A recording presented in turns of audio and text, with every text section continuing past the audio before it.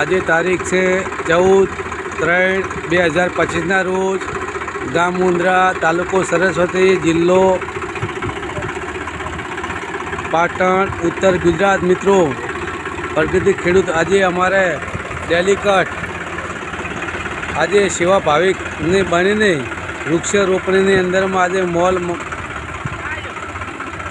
મોલની અંદરમાં સેવા કરી રહ્યા છે અને ડૉક્ટર કિરીટભાઈ સી પટેલ તરફથી એનું ટેન્કર આવેલું છે।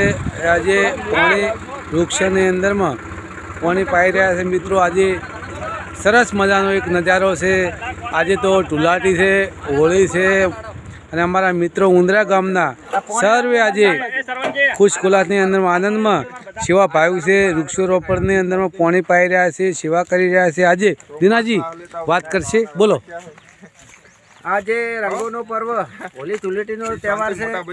અમારા યુવાનો આજે રંગોની હોળી નહીં પરંતુ પર્યાવરણને ઉપયોગી થાય એ રીતે આજે બધા ગામના યુવાનો ભેગા થયા છે અને તમામ યુવાનો આજે વૃક્ષોને પાણી પાવું, ખાડા કરવા અને જે અમે વૃક્ષોનું વાવેતર કરેલું છે એનું આજે અમે જતન કરવા તમામ મિત્રો ભેગા થયા છે। ત્યારે સૌને હેપી હોળી, હેપી ધૂળેટી। લાલજી ઠાકોર, બોલો।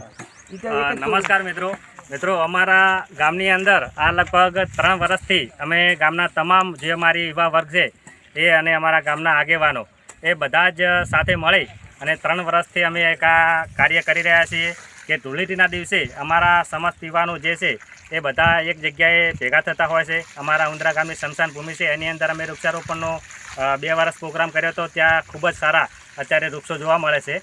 ત્યારબાદ અમારું આ ઉંદરા પ્રાથમિક શાળાનું આ મેદાન છે, તો મેદાનની અંદર આ લગભગ 18-20 વીઘાનું મેદાન છે।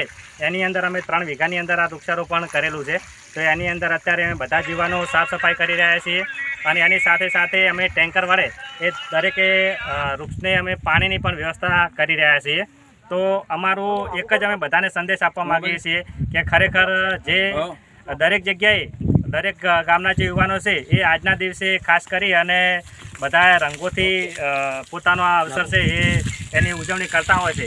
તો તમે પણ તમારા ગામની અંદર આવું સરસ મજાનું કાર્ય કરી અને તમે પણ એક અલગ મેસેજ બધાને આપી શકો છો। અત્યારે મિત્રો આપણે સૌથી ખાસ જરૂર હોય તો આપણે પર્યાવરણની જરૂર છે। અત્યારે એક યજ્ઞ કરીએ એટલું એક વૃક્ષ વાવીએ અને એક યજ્ઞ કરીએ એના બરાબર છે। તો આવું સરસ મજાનો તમે પણ બધા ફાળો લો અને તમે પણ બધા પોતપોતાના ગામની અંદર આવી જે જાહેર જગ્યાઓ છે એ જગ્યાએ આવા વ્યવસ્થિત કામ કરી અને તમે પણ પર્યાવરણનું જતન કરી શકો છો।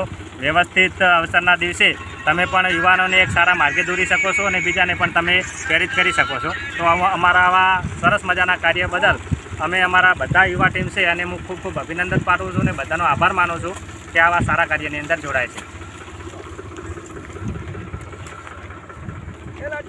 એક મસ્ત બાઈક પણ કે ટીવીની અંદર નદીના ભોય દેખાય। હા,